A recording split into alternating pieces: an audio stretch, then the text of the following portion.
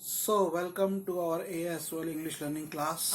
और आज हमारी आई थिंक 148th क्लास है और 15th क्लास है वोकेबलरी की। ये 13th है, 14th या 15th। Are you sure? Okay, कल वाली मैंने क्लास अपलोड कर दी थी।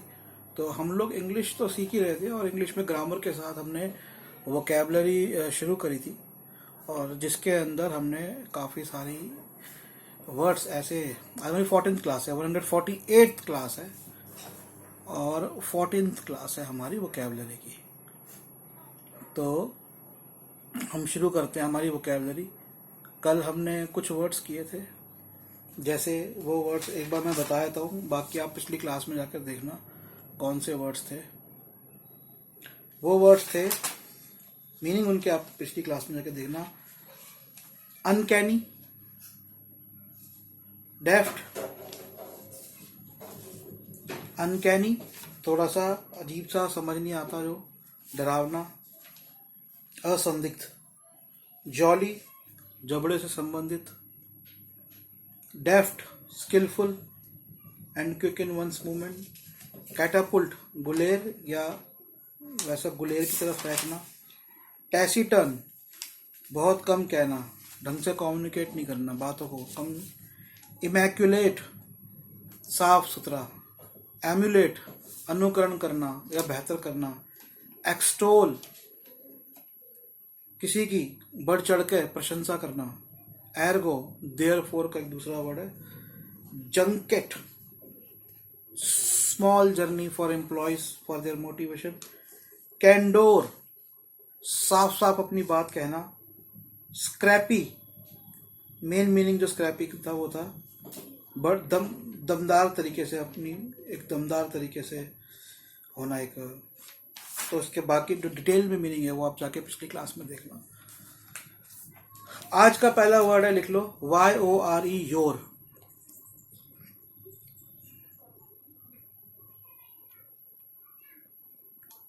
ये आर्किक है, पुराना वर्ड है। तो ये एक आइडियम चलती थी, ऑफ योर मतलब long ago, in the days of your. YORE, your मतलब बहुत पहले। आर्किक है, आर्किक मतलब अभी ये इतना यूज नहीं होता है जितना ये पहले यूज होता था। तो पहले जो यूज होता था ये वर्ड, उसका एक सेंटेंस देखो। On the contrary, recent revelations tell of the noxious racist environment of South Africa teams of yore that were predominantly white. तो ये साउथ अफ्रीका के किसी आर्टिकल के ऊपर है कि वहाँ की जो टीम की बात है, वहाँ पर रेसिज्म है, नस्लवाद है, गोरे और काले का, उसके ऊपर कुछ आर्टिकल था। तो ये कहता है कि ऑन द कॉन्ट्ररी, इसके विपरीत, रीसेंट रिविलेशंस, कि आजकल जो पता चल रहा है, क्या चल रहा है, टेल ऑफ द नॉक्शियस। आजकल हमें ये पता लगता है कि जो नॉक्शियस माने NOXIOUS, नॉक्सियस माने एक शैतानीपूर्ण, दुष्ट। रेसिस्ट एनवायरमेंट, नस्लवादी वातावरण है। Of South Africa teams of your, of South Africa teams of your माने ऑफ लॉन्ग एगो, जो पहले ऐसे हुआ था, दैट वर प्रीडोमिनेंटली वाइट। जो मतलब ये पहले नहीं पता चला था, अब पता चल रहा है कि मेनली जो white population, white in the sense जो यूरोपियन वहाँ पे सेटलर्स थे, उनकी जो पॉपुलेशन है उसके ऊपर। अगला वर्ड देखो, आप लोगों ने वर्ड सुना होगा, citizen. I am citizen of India, she is citizen of UK। Citizen मतलब नागरिक होता है, लेकिन नागरिक तो होता है, उसका एक फॉर्मल वर्ड है citizenry. SITIZENRY, sorry, CITI, not S, CITIZENRY, CITIZENRY, citizenry. ये फॉर्मल वर्ड है, नाउन है। The citizens of A town, country, etcetera.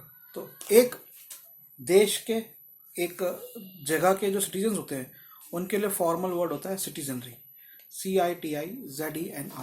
So how the word citizenry is different? Citizenry is a formal word basically. अब आपने क्या था, एक्सोल्ट। एक्सोल्ट माने पिछली class में कि किसी की बढ़ चढ़कर, extol, sorry not exalt, extol, कि extolling, to praise somebody something highly, किसी को बढ़ चढ़ के प्रशंसा करना। अब एक और वर्ड है एक्सहोट, एक्सोट, EXHORT। मैंने पहले आपको एक्सहोट ऐसे करके बोला ताकि उसकी स्पेलिंग समझ में आए, पर इसको बोलेंगे एक्सोट, EXHORT, एक्सोट। तो वो जो ह की साउंड है वो दबी हुई होगी, एक्सोट। इसका मीनिंग क्या होता है EXHORT, एक्सोट का? To something, to do something. Okay, ये फॉर्मल वर्ड है।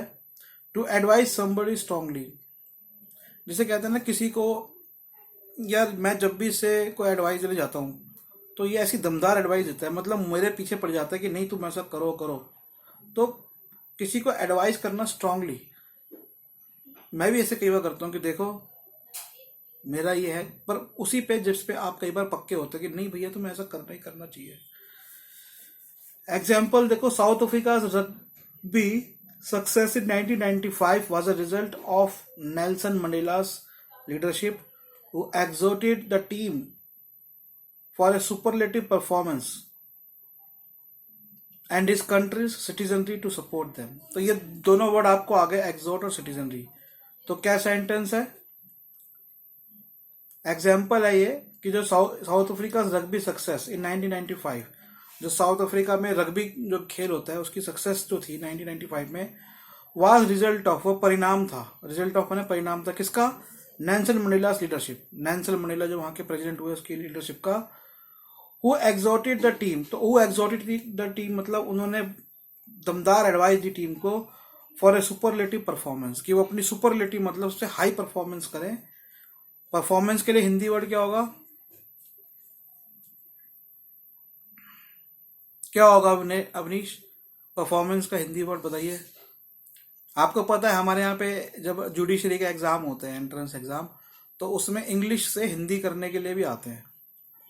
तो इसलिए आप लोगों को हिंदी, इंग्लिश और जो भी आपकी क्षेत्रीय भाषा है उसमें अच्छी पारंगत होना चाहिए। तो बताओ, एक वर्ड बता दोगे ना, आप कहोगे भैया मेरी इंग्लिश कब अच्छी है। वैसे तो बहुत सारे मापदंड है, पर एक ये भी मापदंड होता है कि आप तुरंत एक वर्ड बता दो। और इन हिंदी से इंग्लिश बताना फिर भी आसान हो जाता है कई बार, पर इंग्लिश से हिंदी बताना, परफॉर्मेंस को क्या बोलेंगे? बताओ, परफॉर्मेंस।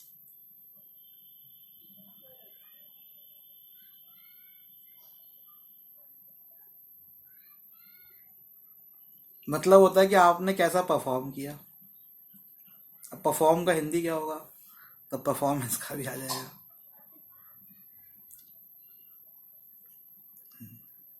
मुश्किल है।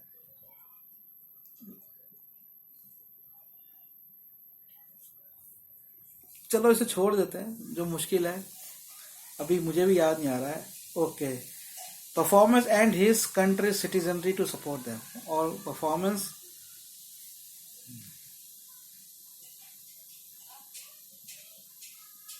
Okay. Anyway, let's move to the next word, perfunctory, PERFUNCTORY, PERFUNCTORY, PER पर फंक्ट्री, FUNCTORY, परफंक्ट्री मतलब खाना पूर्ति। तो ये एडजेक्टिव है, फॉर्मल वर्ड है, PERFUNCTORY। डन एज ड्यूटी और रूटीन विदाउट केयर और इंटरेस्ट, तो एक ऐसा काम जिसे बस कर देना ड्यूटी के तौर पे, कोई इंटरेस्ट नहीं है, कुछ नहीं है, और बस वो कर दो।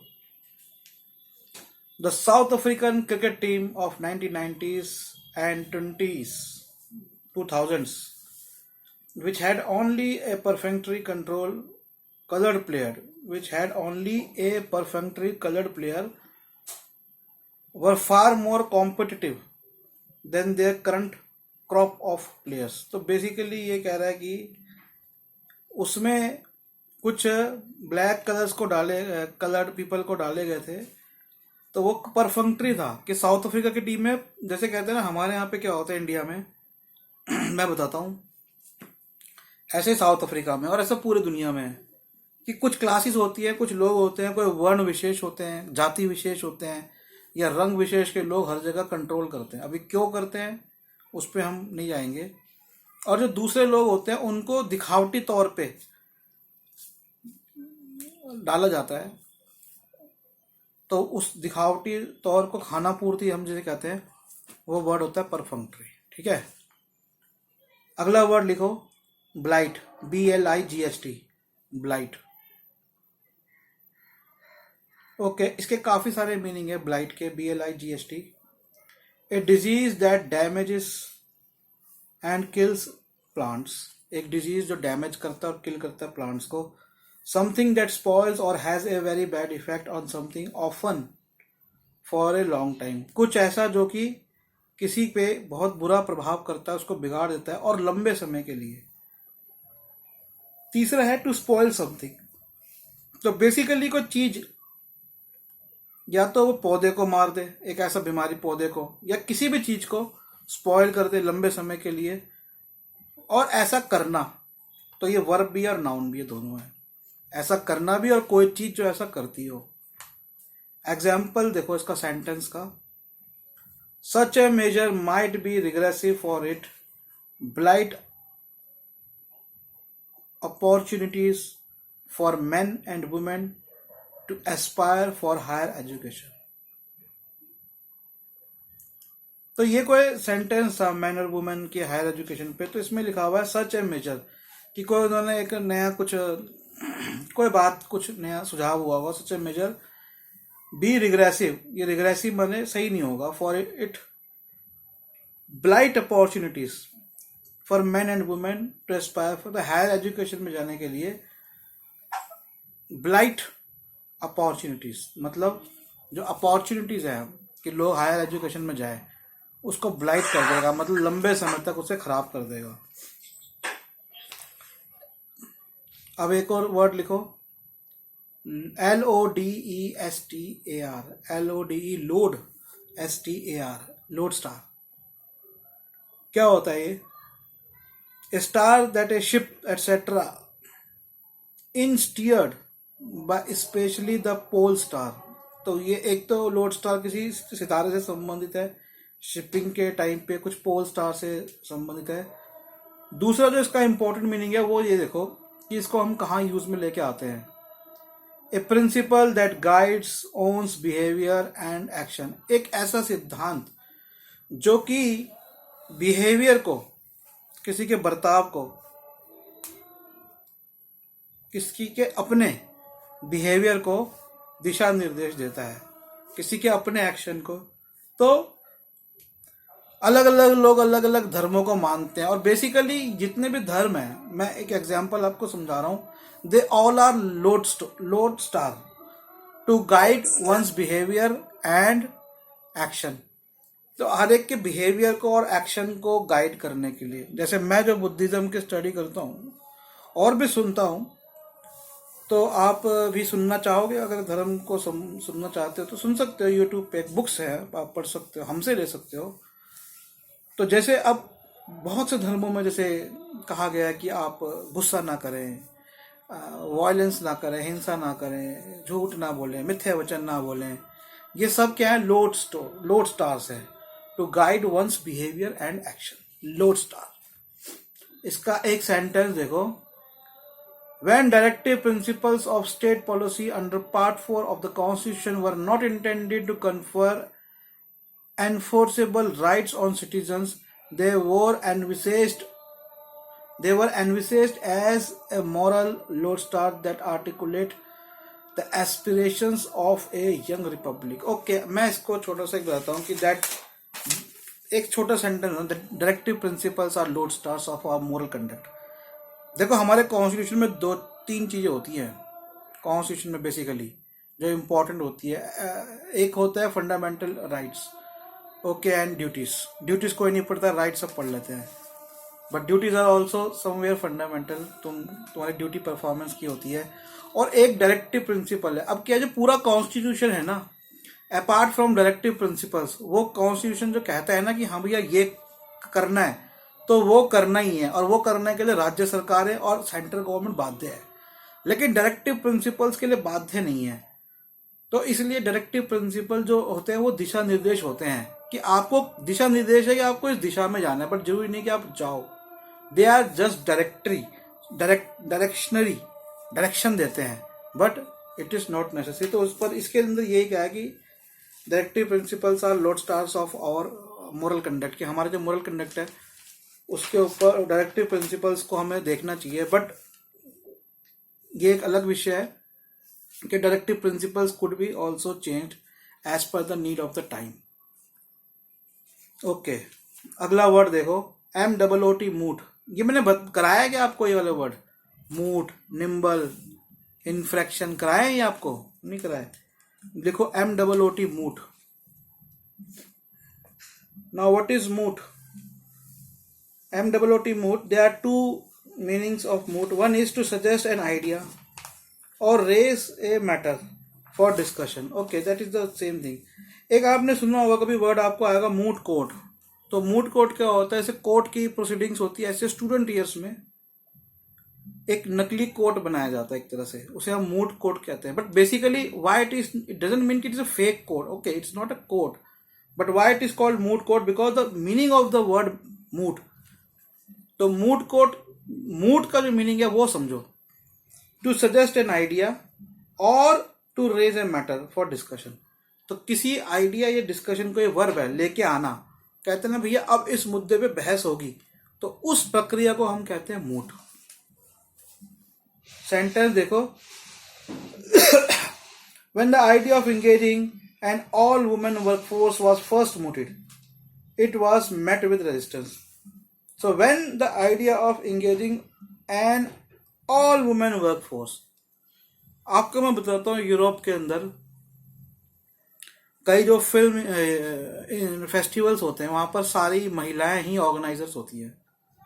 और एक कई कई ऐसी इंडस्ट्रीज है, आपको पता है जो यूनाइटेड कलर ऑफ बेनेटन के आप कपड़े पहनते हो, जो इटली में बनते हैं, फॉरेन में बनते हैं, वहां पर ज्यादातर फैक्ट्रीज में जो वर्कर्स हैं वो ऑल वुमेन वर्कफोर्स। इंडिया में ऐसा नहीं है। ये ऐसे काम है जिसको आराम से बैठ के किया जा सकता है, जो महिलाएं कर सकती हैं, उनके ज्यादा स्ट्रेसफुल वर्क नहीं होता ऐसी इंडस्ट्रीज के अंदर। लेकिन वो एक अलग विषय है कि वुमेन को इंडस्ट्री में जाना चाहिए नहीं जाना चाहिए, दैट इज ए डिफरेंट। तो दो कोलाइडिंग, दो दे आर लाइक वेरी एक टकराते हुए टॉपिक्स हैं, women in workforce and should women get into the industrial sector. But this was a topic which I read somewhere, and the sentence which I have noted, that when the idea of engaging an all women workforce was first mooted, it was, तो जब the idea of all women in a workforce was first mooted, जब इस पे बहस हुई, it met with resistance, इस पे resistance हुई। Okay, now the word nimble, which I have used so many times, and I learned this word recently. Nimble, adjective. It's an adjective. It means the quick and accurate movement. तो दो चीज है, किसी भी चीज की quick और accurate movement. तो मैंने आपको एक वर्ड बताया था, कौन सा वर्ड था वो? हाथों की मूवमेंट के लिए क्या था वो, याद है? कल ही बताया था, deft, DEFT, deft. Skilful and quick in one's movement specially of hands. ठीक है, तो डेफ्ट जो है ना वो स्पेशली फॉर हैंड्स है। जैसे pick pocket is deft in his work, उसके जो पिक पॉकेट होता है वो डेफ्ट होता है, उसके हाथों की। पिक पॉकेटर कौन होता है? पिक पॉकेटर कौन? जो पिक पॉकेटर जेब कतरा से बोलते हैं। या फिर और कौन होता है डेफ्ट हाथों में, हाथों की कला में? जितने भी हमारे हैंडीक्राफ्ट्स होते हैं, पोएट्री हो गई, शू मेकिंग हो गई, पेंटिंग हो गई, सब हमारे हैंडीक्राफ्ट्स होते हैं। They are deft in his, they have skilful hands. Now there is also one word nimble, which means, जो मैं भी पढ़ा रहा हूँ, NIMBLE, निम्बल, जिसका मीनिंग होता है quick and accurate in movement. One thing कि आप क्विक और accurate in movement. Now look at the sentence, very important sentence. आपको पता है, आई थिंक इंडिया की जो पहली वॉच कंपनी है वो अजंता है, और अजंता ने शायद अजंता वॉचेस ने गुजरात में आई थिंक एक फैक्ट्री लगाई थी। तो इसमें एक, आई थिंक ये आर्टिकल था, तो आर्टिकल है, the manufacture of clocks required precision and the nimble fingers of young women were ideally suited to the task. तो घड़ी जब शुरुआत में बननी शुरू हुई थी, आजकल तो रोबोटिक्स आ गए हैं, तो उसमें क्या उनको चाहिए होती थी कि औरतों की जो फिंगर्स होती हैं दे आर पतली होती है और क्विकली एकदम एक्यूरेट होती है। So women have a different mind, different body, and they have very nimble fingers. Why nimble? They are quick and accurate. Quick and accurate. तो वो घड़ी बनाने में उसके पार्ट्स को लेना लगाना तो वो करती थी। हालांकि कई जेंट्स की भी बड़ी निम्बल होती है फिंगर्स, जैसे आपके ज्वेलरी डिजाइनर्स होते हैं, डायमंड कटिंग करने वाले होते हैं, उनकी फिंगर्स बड़ी निम्बल होती है बहुत। आप देखोगे कभी डायमंड की कटिंग या ज्वेलरी मेकिंग, इतना महीन काम वो लोग करते हैं। और निम्बल जो होता है, it could be an attribution of your mind. Mind का भी एक हो सकता है, able to think and understand quickly. एक इंसान जो कि जल्दी सोचता है, एबल टू थिंक और जल्दी समझता है, अंडरस्टैंड क्विकली, ऐसा उस इंसान के माइंड को हम कहेंगे निम्बल माइंड। जैसे ए निम्बल टैक्टिकल ब्रेन, ए निम्बल टैक्टिकल ब्रेन, ठीक है। एक वो एडवर्ब होता है निम्बली। निम्बली मतलब leaply, nimbly over the fence, leaply nimbly over the fence. Okay, इसे छोड़ते हैं, आगे देखो अगला वर्ड देखो, इनफ्रैक्शन, INFRACTION, INFRACTION। ये लास्ट वर्ड करते हैं आज, फिर खत्म करेंगे क्लास। INFRACTION। इनफ्रैक्शन क्या होता है? फॉर्मल वर्ड है, the action of an instance of breaking a rule और लॉ। तो द एक्शन और एन इंस्टेंस, आपने कुछ ऐसा काम किया, कुछ ऐसा कर दिया, ऑफ ब्रेकिंग ए रूल और लॉ, कि आपने कोई रूल तोड़ दिया, तो उस चीज को, ऐसा करने को हम कहते हैं, फॉर्मली कहते हैं। फॉर्मली मतलब औपचारिक रूप से, खास करके जब राइटिंग काम कर रहे हैं तो इनफ्रैक्शन। जैसे डैश डैश डैश मीन्स एक सेंटेंस से मैंने लिया, with infraction carrying a jail term. With infraction कोई ऐसा काम है, infraction carrying a jail term, कि उससे आपको जेल हो सकती है।